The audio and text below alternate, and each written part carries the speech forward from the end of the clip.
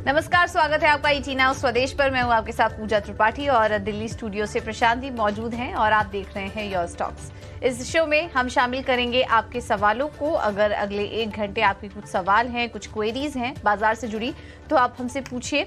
सवाल पूछने का तरीका बेहद ही आसान है। आप हमें फ़ोन कीजिए, अपने सवाल व्हाट्सएप कर सकते हैं और हम सोशल मीडिया पर भी मौजूद हैं। फेसबुक, ट्विटर और इंस्टाग्राम के जरिए भी आप अपने सवाल हम तक पहुंचा सकते हैं। और इस समय काफ़ी ज़रूरी भी हो जाता है बाजार की चाल को समझना, क्योंकि 2 दिनों से हम देख रहे हैं कि थोड़ा करेक्शन बाजार में आया है। तो ऐसे में कहाँ पर मौके दिखाई दे रहे हैं इतने दिनों की तेज़ी के बाद, ये समझना बहुत ज़रूरी होगा। तो इसीलिए आप हमें कॉल कीजिए और अपने सवाल हमसे पूछिए। लेकिन उसके पहले बाजार का एक क्विक चेक ले लेते हैं। और आज हम देख रहे हैं कि शुरुआत तो आज भी कमजोरी के साथ हुई थी, लेकिन जैसा कि सुबह ही हम डिस्कस कर रहे थे कि आज जो करेक्शन आएगा वो कल की तरह नहीं रहेगा, हल्का करेक्शन दिखेगा। लेकिन हम देख रहे थे कि निचले स्तरों से एक रिकवरी भी आई है। करीब 136 अंक रिकवर हो चुका है निफ्टी अपने निचले स्तर से। आज 21,000 के भी नीचे फिसल चुका था, 20,970 के आसपास का लो भी लगाया। लेकिन इस लेवल ने एक इम्पॉर्टेंट सपोर्ट का काम किया। आज 21,000 20,800 तक हम एक इम्पॉर्टेंट सपोर्ट लेवल भी मान के चल रहे थे बाजार के लिए, और वहां से अच्छी खरीदारी भी आई है। अभी भी लाल निशान में है, लेकिन रिकवरी काफी अच्छी नजर आ रही है निफ्टी में। बैंक निफ्टी में करीब 0.5% की कमजोरी है इस बीच, और बैंक निफ्टी में भी हमने देखा कि एक हल्की रिकवरी वहां पर भी देखने को मिली है। सेंसेक्स की अगर बात करें तो यहाँ पर भी 250 अंकों की गिरावट इस वक्त देखने को मिल रही है। लेकिन मार्केट ब्रेथ अगर देखेंगे तो वहां पर काफी सुधार हुआ है। सुबह हम देख रहे थे कि ज़्यादातर स्टॉक्स जो थे वो लाल निशान में थे, लेकिन अब रिकवरी का जिस तरह से देखने को मिल रही है, अब देखिए करीब करीब 800 गिरने वाले शेयरों के सामने 1300-1400 स्टॉक्स ऐसे हैं जो कि अब हरे निशान में आ चुके हैं। तो मार्केट ब्रेथ भी पॉजिटिव हुआ है और mid cap small cap stocks में भी हम देख रहे हैं कि अच्छी रिकवरी देखने को मिल रही है। चलिए, तो ओवरऑल टोन यहाँ पर सुधार देखने को मिल रहा है। एक बार गिरने और चढ़ने वाले शेयरों पर भी नजर डाल लेते हैं। आज का टॉप गेनर है एलटीआई माइंट्री 1% ऊपर, ब्रिटानिया पावर ग्रिड, रिलायंस आज मजबूत है करीब 0.5%, और आयशर में भी करीब 0.5% की मजबूती देखने को मिल रही है। तो 2 दिग्गज हैवीवेट स्टॉक्स हैं वो हरे निशान में हैं। एचडीएफसी बैंक, रिलायंस जैसे स्टॉक्स बाजार को संभालने का काम आज कर रहे हैं। वहीं दूसरी साइड देखेंगे गिरने वाले शेयरों में तो axis bank, L&T, SBI life, Cipla, IndusInd bank जैसे स्टॉक्स करीब 1.5 से 2% की कमजोरी के साथ आज कारोबार कर रहे हैं। तो यह मार्केट का अभी तक का सेटअप। अब एक्सपर्ट्स को भी शामिल करेंगे हमारे साथ आपके सवालों का जवाब देने के लिए। स्वास्तिक इन्वेस्टमार्ट के संतोष मीणा मौजूद हैं। संतोष जी, बहुत बहुत धन्यवाद आज समय देने के लिए ईटी नाउ स्वदेश को। तो अब क्या व्यू बन रहा है आपका बाजार में इस वक्त? कल भी हमने करेक्शन देखा था, आज भी हल्की कमजोरी के साथ बाजार कारोबार कर रहा है। लेकिन ऐसे में क्या व्यू देंगे आप ट्रेडर्स को? किन सेक्टर्स, कौन से स्टॉक्स अच्छे लग रहे हैं आपको इस वक्त ट्रेड करने के लिए? जी Pooja, good morning first of all. So market में कल एक सरप्राइज कट आया, किसी को एक्सपेक्टेड नहीं था। और मार्केट ऐसे ही होता है, जब मार्केट में पैसा बनाना थोड़ा सा इजी हो जाता है तो बीच बीच में मार्केट सरप्राइज देता है। ऐसा कोई ट्रिगर नहीं था। टेक्निकली 21,000 से 20,950 एक अच्छा डिमांड जोन है। आज सुबह का निफ्टी का लो वहीं लगा है। पुट कॉल रेशियो भी एक ही दिन में 0.7 के नीचे आ गया था। सो मार्केट में एक बाउंस बैक बनता है। अगर यहाँ से 21,000 से 20,950 से मार्केट बाउंस बैक करता है तो हमको एटलीस्ट 21,350 का बाउंस बैक देखने को मिल सकता है। इन केस 950 के नीचे निफ्टी फिसलता है तो 20,700 जो 20 डे मूविंग एवरेज रहेगा, वहां पर स्ट्रॉन्ग सपोर्ट लेवल रहेगा। मेरे हिसाब से ये गिरावट में पैनिक नहीं करना चाहिए। अच्छी क्वालिटी के स्टॉक्स में खरीदारी के मौके ढूंढना चाहिए, क्योंकि एज सच मार्केट में ऐसा कोई ट्रिगर भी नहीं है और ऐसा कोई फ्लो भी नहीं बता रहा है कि मार्केट में चिंता करने की बात है। तो यस, मार्केट थोड़ा सा हल्का होना चाहता है, वीक ट्रेडर्स को बाहर करना चाहता है और फिर से ऊपर के आपको लेवल्स देखने को मिलेंगे। स्टॉक स्पेसिफिक आपको अप्रोच रखना चाहिए। सेक्टर्स की बात करें तो केमिकल स्टॉक्स में कुछ बाइंग देखने को मिल रही है, कुछ सिलेक्टिव मेटल स्टॉक्स में बाइंग देखने को मिल रही है। जो दिग्गज हेवी वेट्स थे जो चले नहीं थे, पहले हमने मिड कैप स्मॉल कैप में रैली देखी थी, आप देखो जो एचडीएफसी बैंक चला नहीं था वहां थोड़ी सी बाइंग इंटरेस्ट देखने को मिल रहा है। आपको कुछ FMCG counters like Britannia, actual जैसे काउंटर्स में बाइंग देखने को मिल रही है। सिलेक्टिव पॉकेट्स आउट परफॉर्म कर रहे हैं। आईआरसीटीसी में अब कल बड़ा फॉल आया था लोअर लेवल से, वहां एक बाइंग देखने को मिल रही है। तो ऐसे काउंटर्स जहां मोमेंटम है, स्ट्रेंथ है, वहां पर नजर आपकी होनी चाहिए। ठीक है, तो ये नज़रिया बाजार पर और जिक्र आईआरसीटीसी का भी हुआ है। और इन सब के बीच जरा शो में शामिल करते हैं विनीत बुलिंजकर जी को। विनीत जी, बहुत बहुत स्वागत आपका। और क्या इस वक्त जो स्थितियां हैं, जिस तरह अभी तो हालांकि बाजार ने रिकवरी के संकेत दे दिए हैं, क्या जो हमने एक प्रेशर देखा कल और जिस तरह का प्रेशर देखा वो क्या मार्केट की एक बड़ी पार्टी के बाद वाला हैंगओवर था, थकान थी, क्या था ये? आई थिंक बहुत तेजी से बहुत ज्यादा बढ़ गया था मार्केट। तो उसमें एंड आप देखोगे कि इतने सारे आईपीओज आ रहे थे, तो IPOs as well as SME के जो स्टॉक्स रैम्पेंट बुल मार्केट है वहां पे, उसकी वजह से मुझे लगता है एक स्लाइसिंग करेक्शन आ गया है मार्केट में। और थोड़ा सा जो एक्सेस बिल्डअप हुआ था वो करेक्ट हो गया है। और हमें लगता है कि ये सिचुएशन थोड़ी सी दहशत रहेंगी इन्वेस्टर्स के मन में। और ये ट्रेंड जब तक 21,000 का लेवल नहीं तोड़ता मार्केट में, ये ट्रेंड साइडवाइज हो जाएगा और आप देखोगे कि सिलेक्ट बुलिश काउंटर्स में रिकवरी आ सकती है, जैसे आईआरसीटीसी, पीएसयू बैंक्स और मेटल स्टॉक्स, कमोडिटी ट्रेड्स काफी पॉजिटिव हो जाएंगे। तो ये नज़रिया बहुत ज़रूरी था कि हमने आपको बाजार पर दोनों ही एक्सपर्ट की एक राय, एक व्यू आपके सामने रखा। चलिए इस बीच पहले कॉलर को जोड़ते हैं। सुखविंदर सिंह हैं पंजाब से हमारे साथ इस वक्त जुड़े हुए। सुखविंदर, गुड मॉर्निंग, पूछिए क्या जानना चाहते हैं आप? Good morning sir. सर मेरे पास एलएनटी के 100 शेयर हैं 1965 पे। मैं उस पर राय लेना चाह रहा था कि इसको रखूं, क्या करूं? ठीक है, पहले तो आपको बधाई, क्योंकि बड़े ही अच्छे लेवल पे आपने इस स्टॉक में एंट्री ली और अच्छा खासा मुनाफा यहाँ पर होता हुआ आपको, और इतना पेशेंस आपने रखा है तो आगे के लिए भी आपको विस्तृत नज़रिया देने की कोशिश करते हैं। विनीत सर, ज़रा बताइए, एलएनटी लंबे समय से रखा हुआ उन्होंने 1965 के अहम लेवल से इन्होंने यहाँ पर एंट्री ली, क्या करना चाहिए आगे? नहीं, डेफिनेटली होल्ड करें और चिंता नहीं करनी चाहिए। इंफ्रास्ट्रक्चर का one of the largest infra companies है इंडिया में। इसकी जो एग्जीक्यूशन स्किल्स है कोई बीट नहीं कर सकता है। इनकी जो स्केल ऑफ ऑपरेशन है one of the best in the world है। और हमें लगता है कि इनकी जो इंफ्रास्ट्रक्चर बिजनेस की जो वैल्यूएशंस है वो काफी लोस पे है। और हम एक्सपेक्ट करते हैं कि इसका जो मल्टीपल है काफी इंप्रूव हो जाएगा। और इसमें अगर आप जो इनके जो सब्सिडरीज है टेक्नोलॉजी स्पेस में, इनको आप ऐड करोगे तो हमें लगता है कि आपको यहाँ से अच्छी खासी बढ़त आएगी ओवर द लॉन्ग टर्म। तो हम सजेस्ट करेंगे कि आप इस स्टॉक में बने रहें। ठीक है, तो बने रहने की राय, एलएनटी अच्छा निवेश है और जो भी आपका निवेश है उसे होल्ड करने की राय इस पर आपको दी जा रही है। मुंबई से अरुण कपाड़िया हमारे साथ जुड़े हैं फोन लाइन पर। अरुण जी नमस्कार, अपना सवाल पूछिए। जी मैडम, अर्जुन कपाड़िया बोल रहा हूँ। मैडम हुडको पे सवाल है मैडम, मेरा 90 का अर्जुन, कॉस्टिंग है। ओके जी। हाँ मैडम, हुडको पे 90 रुपीज के बाइंग है मैडम। जी, हुडको लिया है आपने, कब लिया था और कितने समय दे सकते हैं आप? मैडम साल तक, मतलब 1 साल तक। और एक और है, एचयूएल पे राइट चाहिए थी मैडम। एचयूएल, ये आपको खरीदना है?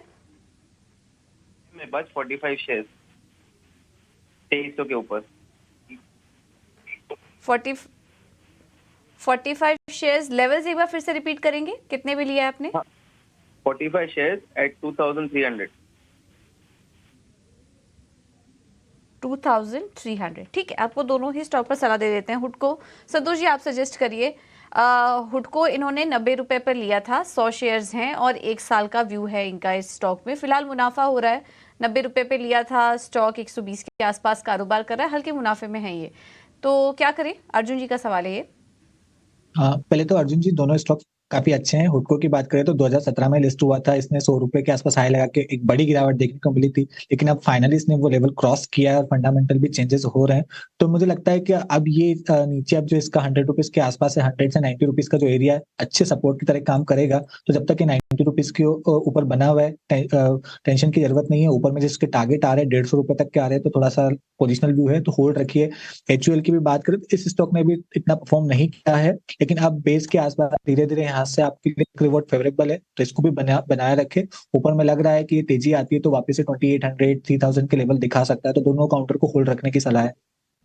ठीक है, तो दोनों काउंटर आपको बने रहने की सलाह यहाँ पर आती हुई। चलिए अगले कॉलर को जोड़ते हैं। परवेज खान है हमारे साथ। परवेज जी, कहाँ से बात कर रहे हैं आप? चलिए, लगता है हमारा संपर्क टूट गया है। परवेज का सवाल IRCTC पे है। 300 शेयर है इनके पास। 632 के भाव पे इन्होंने स्टॉक में एंट्री ली है। फिलहाल इन्हें फायदा होता हुआ।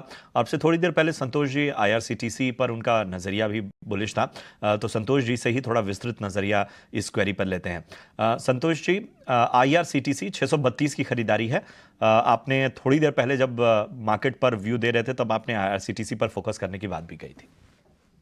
यस, IRCTC की बात करें तो इसने काफी डिसअपॉइंट किया था जब सारे रेलवे स्टॉक्स चल रहे थे, ये नहीं चल रहा था। लेकिन पिछले कुछ दिनों में इसने मोमेंटम पकड़ा और जो 770 का पहले रेजिस्टेंस था, काफी लंबे समय से वो क्रॉस नहीं कर पाता था।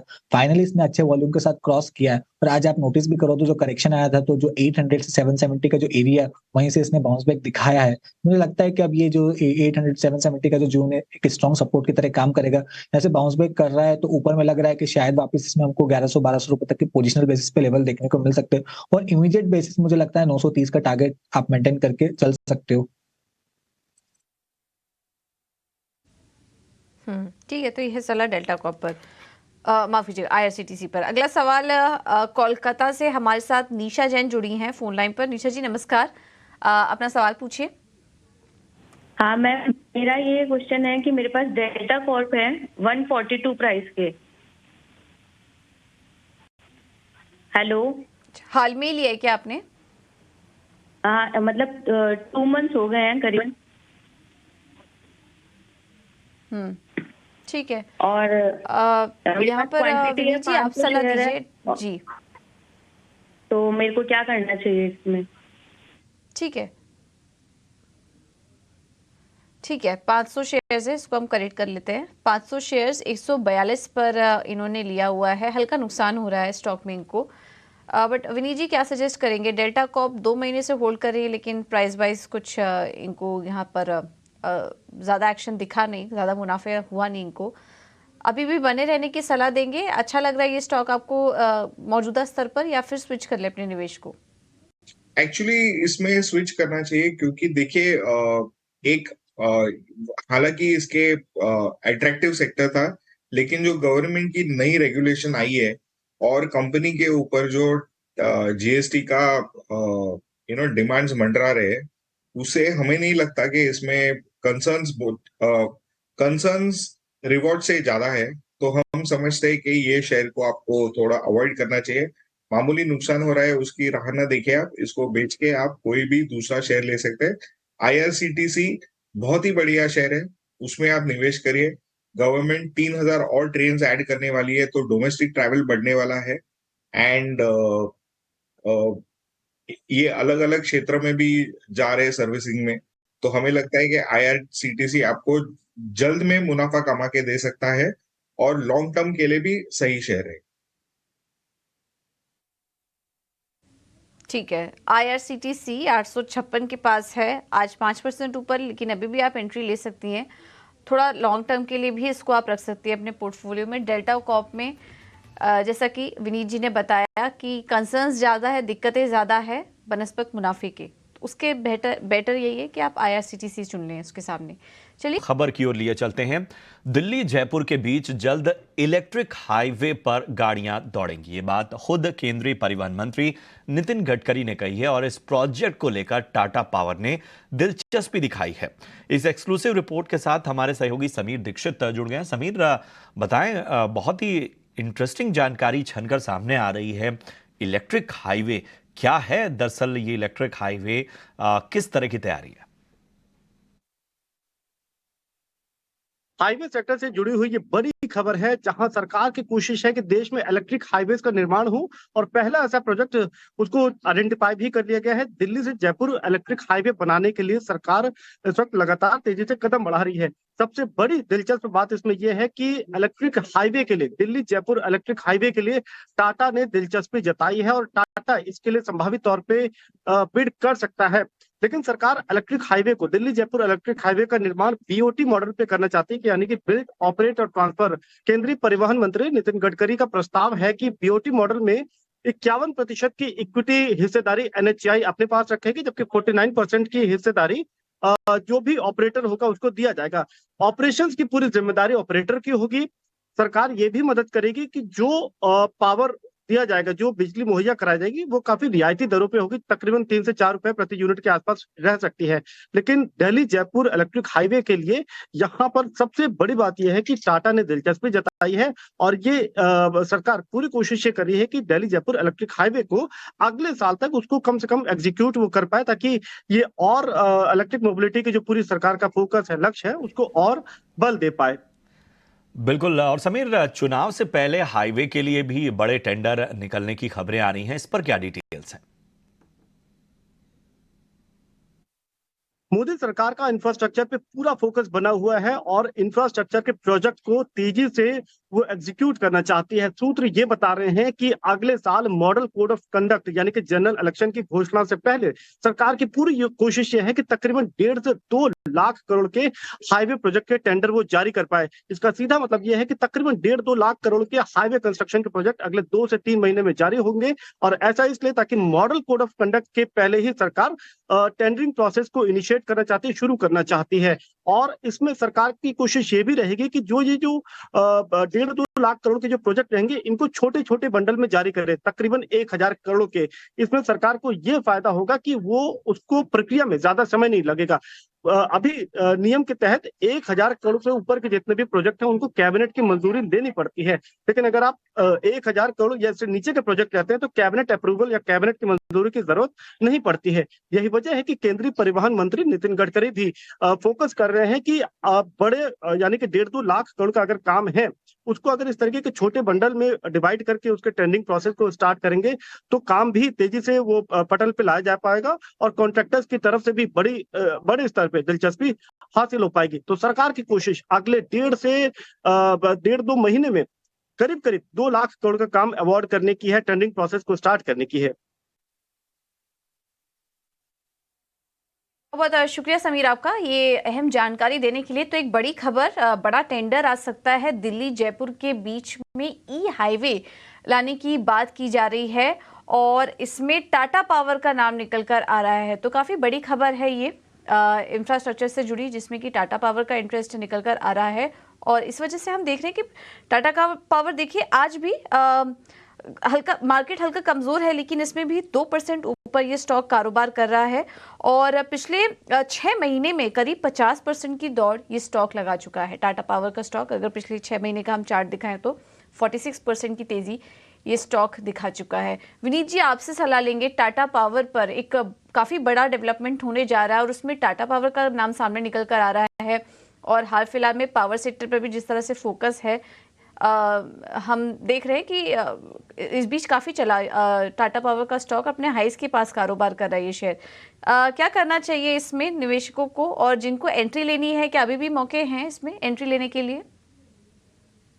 देखिए, थोड़ा करेक्शन आ सकता है स्टॉक में, पर डेफिनेटली इसको करेक्शंस या बाय ऑन डिप स्ट्रेटेजी से आप ये शेयर एक्यूमुलेट कर सकते हैं। हमें लगता है कि electrical is the future of power as well as mobility, और टाटा पावर ये दोनों सेक्टर्स को अच्छी तरह से सर्विस करता है और इसमें उनको ग्रोथ भी काफी अच्छी मिलेगी। तो अगर आप ये शेयर में बने रहेंगे फॉर द लॉन्ग टर्म, आपको अच्छे खासे रिटर्न आएंगे। ठीक है, लॉन्ग टर्म के लिए बहुत ही अच्छा निवेश होगा टाटा पावर में। थोड़ा करेक्शन आए तो आप यहां पर एंट्री भी ले सकते हैं स्टॉक में। एक और छोटा खास सेगमेंट आपके स्क्रीन पर आने को तैयार।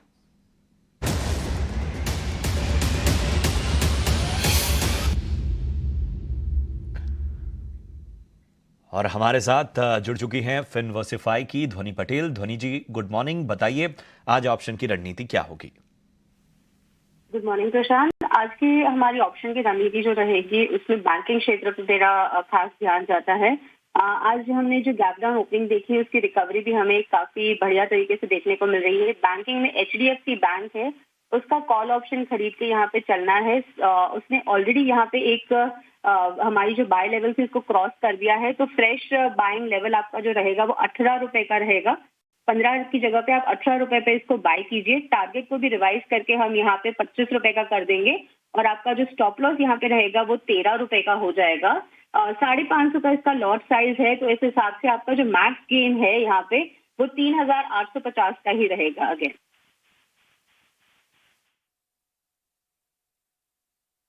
ठीक है, तो एचडीएफसी बैंक में तेजी करने की सलाह और अच्छी रिकवरी भी यहाँ पर देखने को मिल रही है। 15 रुपए में मिल रहा है 1670 की कॉल, 22 रुपए का लक्ष्य, स्टॉप लॉस होगा 11 का, मुनाफा 3850 का, नुकसान भी आपकी स्क्रीन पर।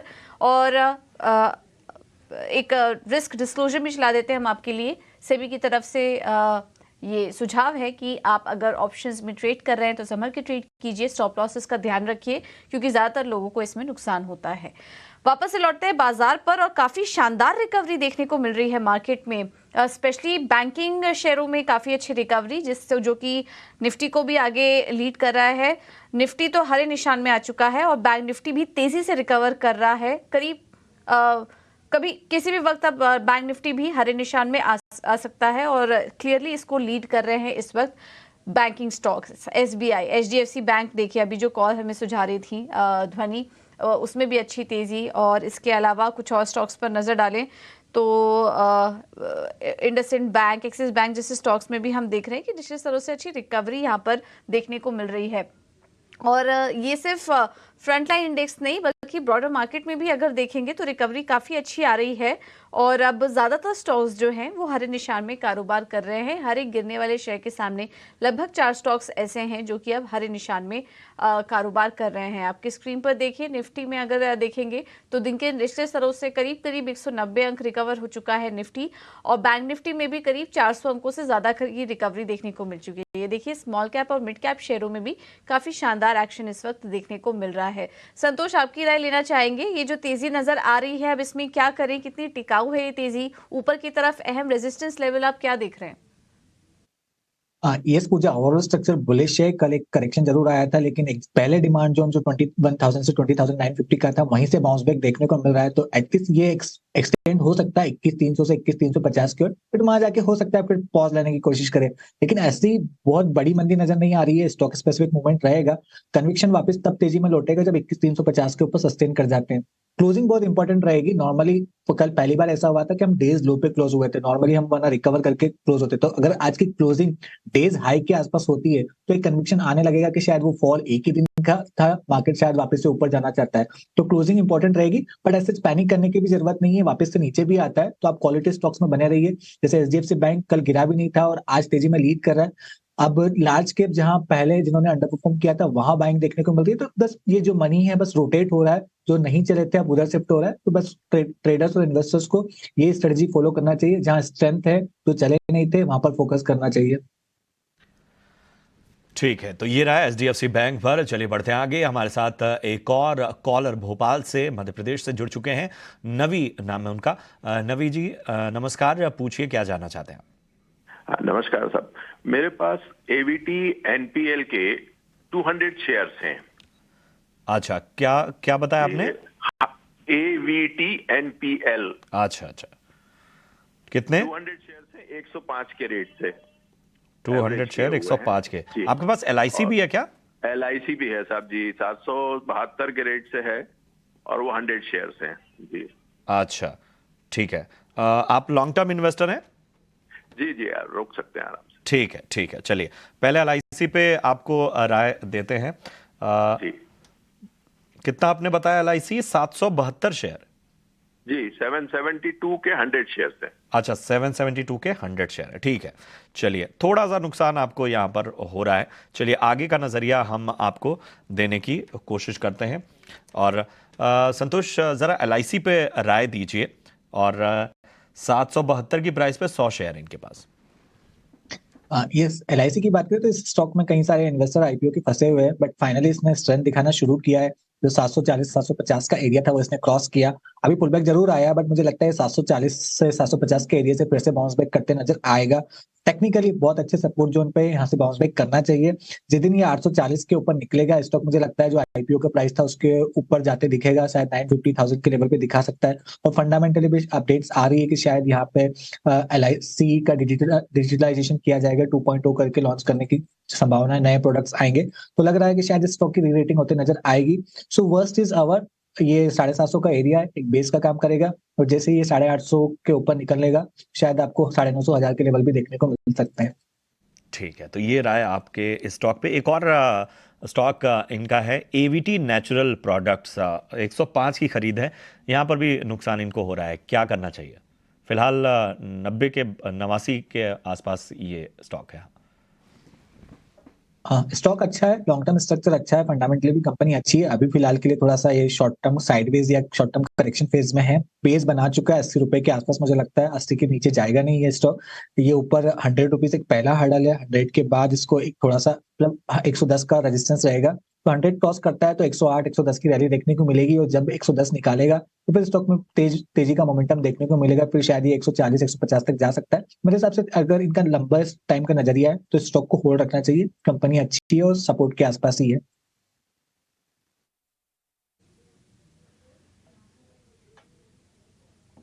ओके, ठीक है, तो ये है सलाह इस स्टॉक पर। अब आगे बढ़ते हैं और अगले दर्शक हमारे साथ गुरुग्राम से जुड़े हैं भरत शर्मा, माफ कीजिएगा हैदराबाद से जुड़े हैं अमित जैन। अमित जी नमस्कार, किस स्टॉक पर सवाल है आपका, पूछिए। नमस्कार मैडम, मेरे पास TTML के शेयर्स है, 800 शेयर्स है, 118 पे परचेस किए मैं। हेलो, और कितना समय दे सकते हैं आप?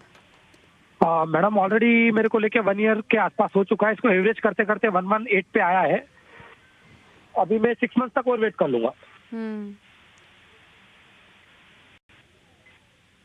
ठीक है, वैसे स्टॉक में एक रिकवरी तो आई थी बीच में, लेकिन आपने थोड़ा ऊपरी स्तर पर ले लिया था इस स्टॉक को, तो वहां से हम स्टॉक में देखने लगातार गिरावट ही है। टाटा टेली में विनीत जी आप सजेस्ट करिए, 119 पर इन्होंने लिया हुआ है, वो लेवल्स दोबारा दिखे नहीं, नुकसान भी काफ़ी हो रहा है, 22,000 के आसपास का नुकसान में भी है ये, और क्वांटिटी भी इन्होंने 800 शेयर्स ले लिए हैं। अब 6 महीने का समय और दे सकते हैं, क्या लग रहा है आपको 6 महीने में वो लेवल्स दोबारा दिखेंगे? और अगर कुछ स्टॉप लॉस इनको लगाना हो या फिर अपना निवेश इनको स्विच करना हो तो उस पर भी सलाह दीजिए। अब मुझे लगता है कि उनको काफी नुकसान हो रहा है, तो उन्हें थोड़ा राह देखनी चाहिए स्टॉक ऊपर आए तो। और अगर आपकी कॉस्ट के पास आता है स्टॉक तो आप इसको निकाल दीजिएगा और दूसरा कोई शेयर लीजिएगा। हालांकि इनको काफी नुकसान हो रहा है तो मैं इनको अभी लॉस बुक करने को नहीं कहूंगा, बट जैसे ऊपर आए आपका लॉस कम हुए तो इसमें से निकल के उस टाइम पे जो भी शेयर्स अच्छे लगते हैं उसमें आप निवेश कर सकते हैं। ठीक है, तो ये बेहतर नज़रिया, बेहतर रणनीति आपके सामने विनीत जी ने रखी।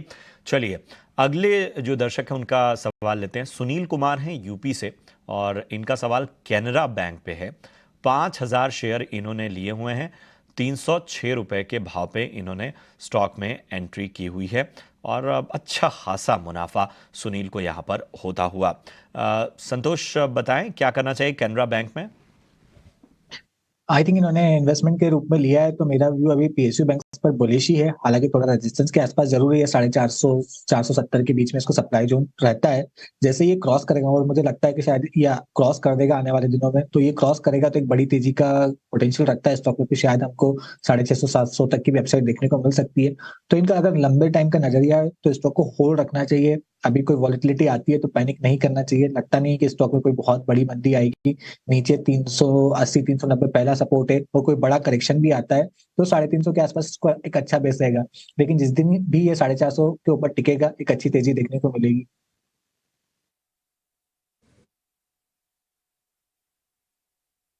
इस अगले दर्शक हमारे साथ जुड़े हैं अनिकेत। अनिकेत जी नमस्कार, अपना सवाल पूछिए।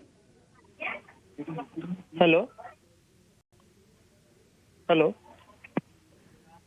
जी अनिकेत जी आपकी आवाज आ रही है हमें, सवाल पूछिए अपना। IRFC के सर मैंने लॉट बाय किए। हेलो लॉन्ग टर्म के लिए सर मैंने IRFC के एक कॉल अपना सर IRFC के।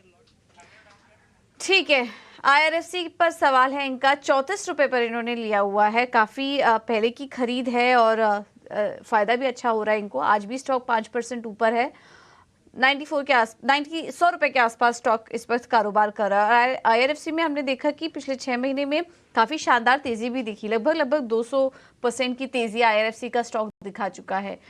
विनीत जी, आप सलाह दीजिए, IRFC में अभी भी और तेजी के लिए बने रहना चाहिए इन्हें? देखिए, ये शेयर हमें 80 के लेवल से थोड़ा ओवर वैल्यू लगता था, लेकिन मोमेंटम्स इतना स्ट्रांग है मार्केट में कि आप ये शेयर हमारे अनुमान से भी ज्यादा भाग चुका है।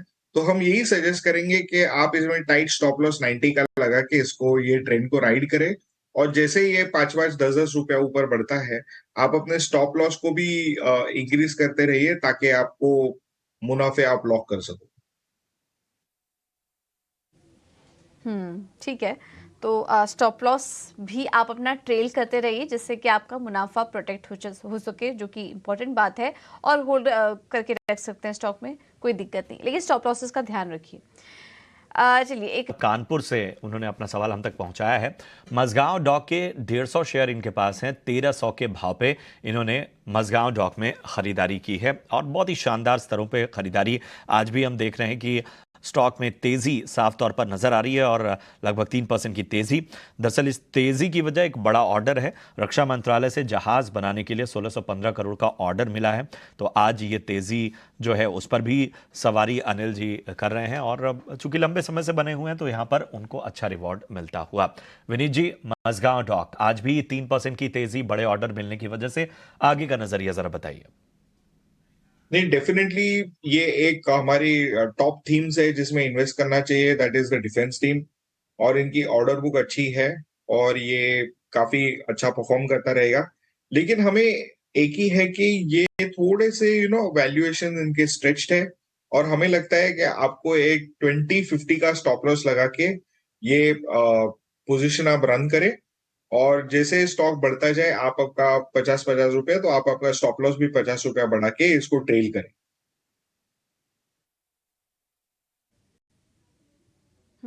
ठीक है, तो यह है सलाह इस स्टॉक पर। आज खबर के चलते 3% की मजबूती भी स्टॉक में देखने को मिल रही है।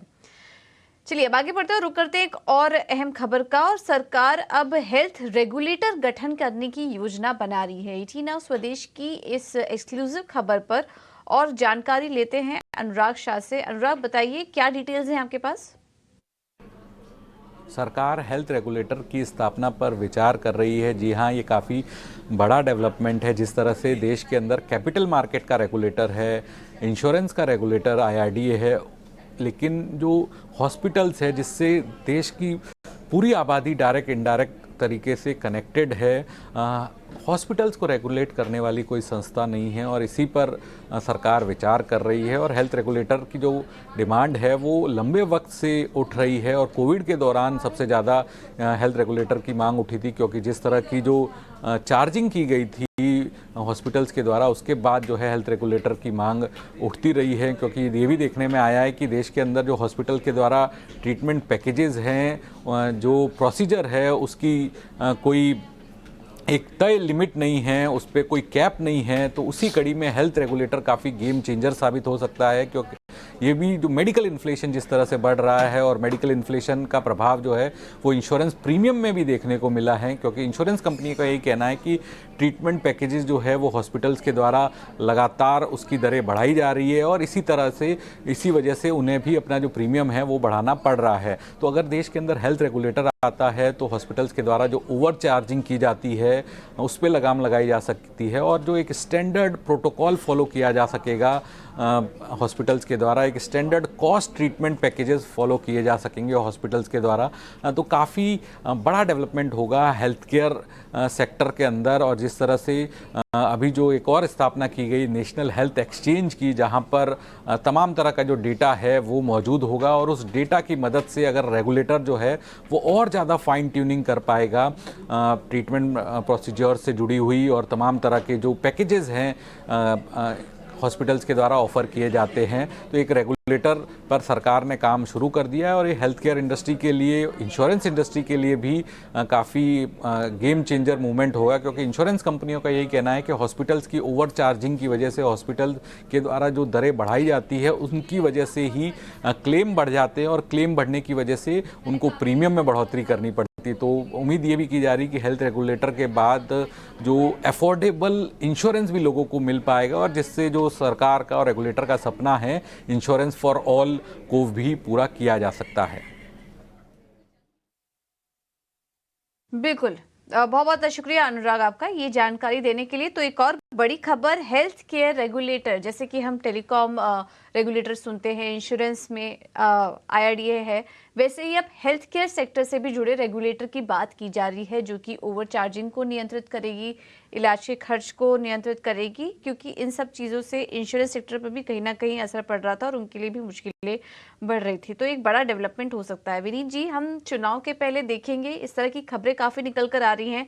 अब इंतजार होगा अगर इस पर कुछ अहम फैसला निकल कर आता है, लेकिन अगर ऐसा कुछ वाकई स्ट्रीमलाइन हो जाए तो फिर क्या इम्पैक्ट देख रहे हैं आप हॉस्पिटल शेयर पर या फिर हेल्थ केयर स्पेस पर? है कि हॉस्पिटल के शेयर जिनके प्राइसेस बहुत तेजी से बढ़ गए हैं, इसमें हो सकता है कि थोड़ा सा एबिटा मार्जिन्स पे कंट्रोल आ जाए, जिसके कारण आप देखोगे कि हॉस्पिटल्स की जो प्रॉफिटेबिलिटी है उस पर थोड़ा सा करेक्शन आ सकता है। और अगर इसके पीछे आपके इंश्योरेंस प्रीमियम्स कम हो जाते हैं तो इंश्योरेंस प्रीमियम स्टॉक्स में अच्छी खासी बूम आ सकती है फ्रॉम इंक्रीज परचेसिंग। और हमें इसमें रेलिगेयर जैसा शेयर है जो हमारा टॉप पिक रहेगा इस सेक्टर में।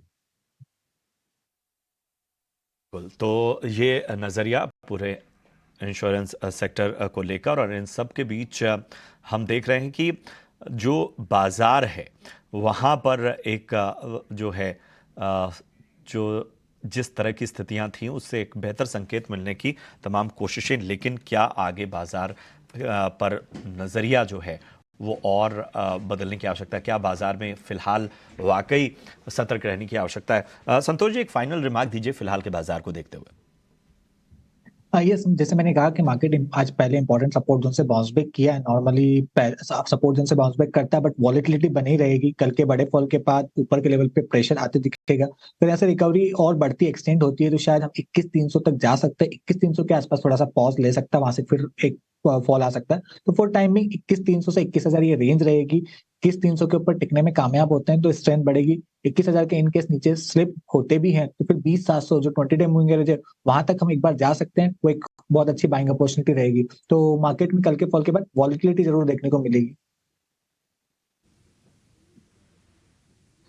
ठीक है, तो ये है सलाह इंडेक्स पर।